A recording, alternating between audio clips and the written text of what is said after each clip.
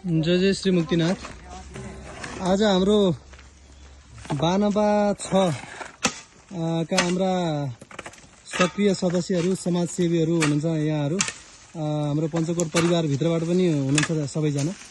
उहाँहरूको यो आउँदा आउँदै बाटो मैले एउटा यो राम्रो कार्य देखेँ। यो विषयमा मलाई थाहा पनि थिएन। उहाँहरूको अचानक मैले देखेपछि चाहिँ म यहाँ आएँ। यो यस्तो कार्य देखेर चाहिँ एकदम उहाँ सबैजनालाई साधुवाद भन्न चाहेँ।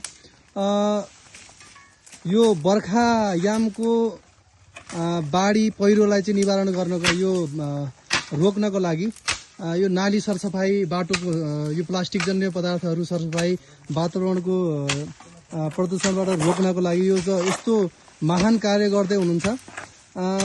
यो बानपा 6 बाट हुनुहुन्छ। साथै छेउछेउ कोही फरक ठाउँबाट पनि हुनुहुन्छ। उहाँहरूलाई चाहिँ एकदम धेरै धेरै साधुवाद छ।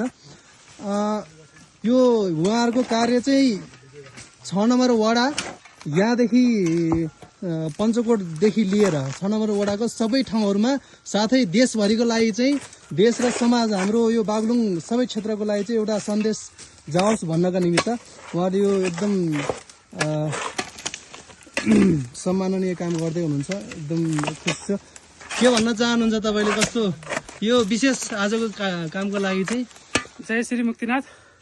आज हामीहरू केही साथी जम्मा भएर बानपा 6 को शिर पञ्चकोट धाम, यो खालि बानपा 6 को मात्र नभएर बागलुङ जिल्ला धौलागिरी क्षेत्र र नेपालभित्रै पनि यो पवित्र स्थल हो।